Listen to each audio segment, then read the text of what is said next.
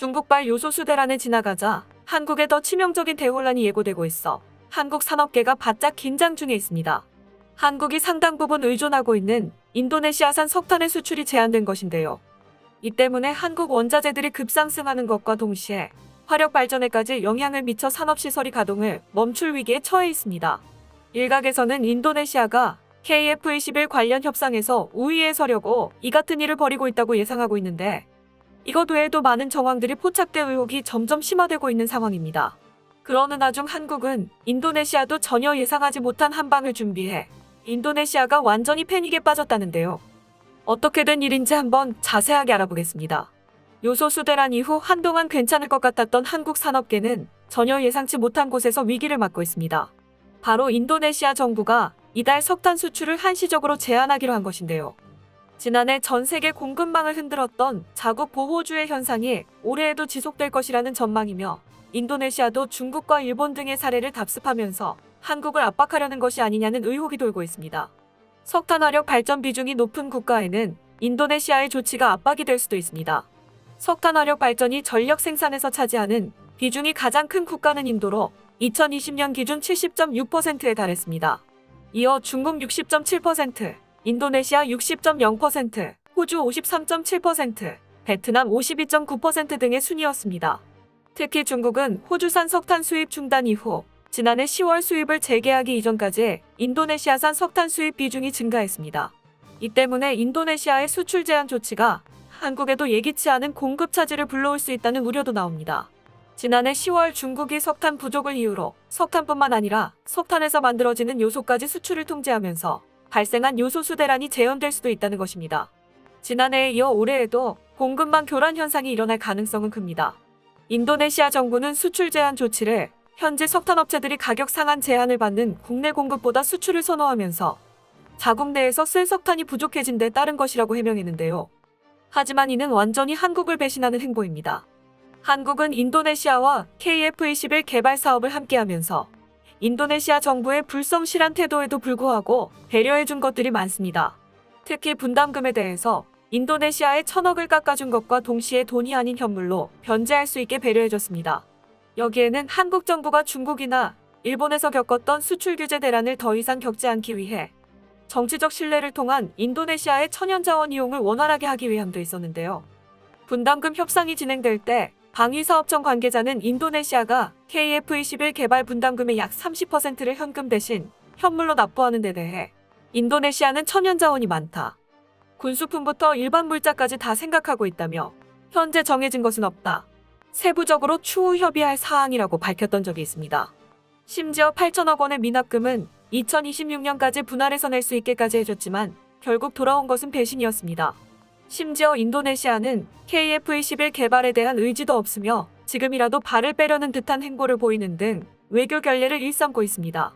인도네시아는 예산이 부족하다면서 분담금까지 지급을 미루는 상황에서 돌연보인과 접촉해 엄청난 가격의 최신 F-15EX를 도입하겠다고 발표해 논란이 되고 있습니다. 인도네시아는 F-15EX를 구매하게 된다면 인도네시아에게 인도가 2027년부터 진행될 수 있다고 밝혔으며, 인도네시아가 F-15EX를 구매하게 되면 미국을 제외한 최초의 F-15EX 운용사가 됩니다. 그 가격도 만만치 않습니다. 아직 완전히 가격이 정해지지는 않았지만 F-15EX의 초기 가격은 1,750억 원 내외인데요. 인도네시아 공군참모총장은 F-15EX로 2개에서 3개 비행대를 만들 것이며 그 물량은 20대에서 42대 규모가 될 수 있다고 발표했는데, 과연 인도네시아가 분담금까지 연체하고 있는 와중에 도대체 돈이 어디서 나서 이런 계획을 세웠는지 의문입니다. 문제는 한국에 파견된 인도네시아 기술자들이 KF21 기술을 자국으로 빼가고 있다는 의혹이 제기되면서 상황은 더 심각해지고 있습니다. 이 때문에 전문가들은 사실상 인도네시아가 언제 만들어질지 모르는 불확실성 속에 KF21 개발을 포기했지만 그동안 지불한 2,272억 원에 대한 대가로 생각해 기술을 빼가는 것이라고 예측하고 있습니다. 그런데 인도네시아가 뒤에서 딴짓을 하고 있는 와중 한국으로부터 청천벽력 같은 소식이 전해졌습니다. 바로 한국 KF21 시험 준비가 거의 마무리됐고, 여기에 시험 비행할 조종사와 기술사들이 차출돼 비행 전 장비 숙달을 위한 시뮬레이션 비행 훈련에 들어갔다는 것입니다. 최근 공군 52 시험평가전대는 지난 5일 2022년 개발 시험 비행 교육과정 입과식을 열고 국산 항공무기 체계 시험 비행 및 평가를 주도할 장교들의 교육 훈련을 시작했다고 밝혀 많은 사람들을 흥분하게 만들었습니다. 올해 교육 과정에는 조종사 백승호 소령과 김종배 소령, 기술사 김민섭 대위 등 3명이 교육요원으로 선발됐으며 조종사는 항공기 시험 비행을, 기술사는 시험 비행 계획 수립과 자료 획득 및 분석 임무를 수행하게 됩니다. 52시험 평가전 대장인 김일중 대령은 대한민국의 자주국방과 항공산업의 한 획을 긋는 한국형 전투기 시험 비행에서 주도적인 역할을 할 수 있도록 교육에 최선을 다해달라고 당부했는데요. 이들은 KF-21 한국형 전투기 세계 개발 사업 개발 시험 비행에서 핵심 역할을 맡을 전망으로 기대를 한몸에 받고 있습니다. 주목받고 있는 것은 단연 이들뿐만 아닙니다. 최근 공개된 사진에서 KF-21의 주요 항법장치인 피토관이 탑재된 것과 함께 공개된 후방 엔진 부분이 집중 조명되고 있는데요. 카이에 따르면 KF-21의 엔진 시험에서 더욱 안전하게 진행되도록 조종석 후방에 설치된 연료 탱크의 개량을 성공적으로 끝마쳤으며 시제기의 엔진 및 다른 주변 장치를 제거하여 마지막 지상시험을 마쳤다고 발표했습니다. 이 과정은 시제기의 시험 비행 전 마지막 지상시험에서 기체 보호를 위해 행해지는 과정이며 비행시험 전 필수적인 작업으로 일반적인 전투기들이 개발될 때 꼭 이 과정을 거칩니다. 이는 어떠한 극한의 상황에서도 엔진이 끝까지 작동할 수 있게 시뮬레이션을 진행해 비행시험에서 만일의 변수를 줄이는 단계인데요.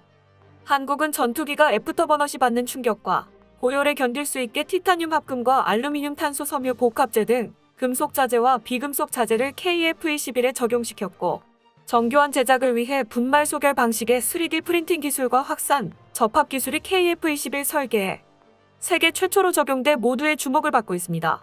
사진에서 엔진이 탑재된 상태로 공개됐다는 것은 전투기 동체가 터보팬 엔진에도 잘 버텼다는 것을 의미하며 최종적으로 엔진을 조립해 하늘을 향해 날아갈 일만 남았다고 보시면 됩니다. 이뿐만 아니라 시제 3호기도 비행 시험을 받기 위해 단계적으로 그 절차를 밟고 있는데요. 카이는 3호기를 대상으로 조종사 평가와 사출 성능 시험을 진행했으며 엔진 시험동에서 KF-21 시제 3호기를 대상으로 조종사 평가와 내외부 조명 지상 시험을 진행했다고 밝혔습니다. 평가에는 공군 조종사 7명과 한국항공 조종사 7명이 주야간으로 지상 탈출 절차와 사출 여유 공간에 대한 평가를 수행했으며 또 조명 시험을 통해 조종실 내외부 조명이 항공기 운용에 적합한지를 알 수 있게 조명 측정과 조종사 평가가 이뤄졌습니다. 카이는 이번 지상시험을 통해 도출된 조종사 평가 의견들은 상호 검토와 협의를 거쳐 더욱 최적화된 KF-21 조종실 형상을 만들어 나갈 것이라고 밝혔는데요. 현재 시제 3호기의 사출 시험은 총 9회가 계획됐으며 현재 8번째 시험이 진행됐는데 이렇게 얻어진 데이터로 시제 4호기 복자형 사출 시험을 해 올해 상반기 내 검증에 나설 계획입니다. 현재 계획된 6대의 KF-21 시제기 중 벌써 3대가 비상할 준비를 하고 있는 것인데 전문가들은 KF-21이 양산이 시작되면 세계 전투기 시장에 새로운 패러다임을 불러일으킬 것이라고 평가하고 있습니다. 설계 도면으로만 존재했던 KF-21이 실제로 등장하기 시작하자 인도네시아는 많이 당황스러울 수밖에 없는데요. 또한 전문가들은 인도네시아가 중국과 일본의 사례를 보며 자국 석탄을 통해 한국을 압박하려고 시도하는 것이라면 크나큰 오산이라고 지적하고 있습니다. 한국 정부는 이번 인도네시아의 수출 제한 조치가 장기화될 가능성은 낮다고 예상하고 있습니다. 그 이유로 인도네시아가 수출 규제를 통해 한국에서 얻어갈 이득이 없다는 것인데요.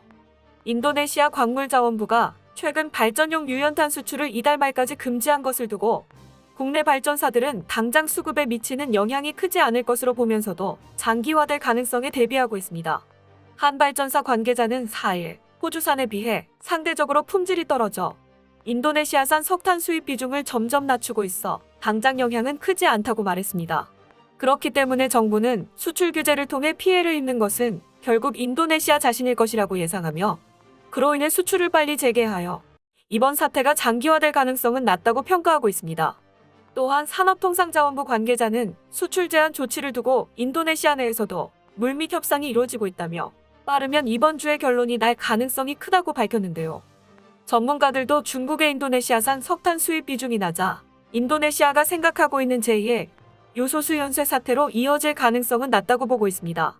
김바우 산업연구원 전문연구원은 중국이 석탄 생산량을 대폭 늘려 지난해 10월에는 약 3억 5천만 톤을 생산했다며 이는 중국이 안에 수입하는 석탄보다 큰 규모로 이번 수출 제한 조치가 별다른 타격을 주지는 않을 것으로 본다고 말했습니다. 산업부도 중국의 석탄 수입 의존도가 크지 않아 전력난에 직면할 가능성은 매우 낮다고 보고 있는데요. 만약 인도네시아가 한국에 의미 없는 싸움을 거는 것이라면 아마 만신창이 되는 것은 인도네시아가 되지 않을까 하는 생각입니다. 끝까지 시청해주셔서 감사합니다. 도움이 되셨다면 좋아요를, 다른 이야기도 궁금하시면 구독을 눌러주세요.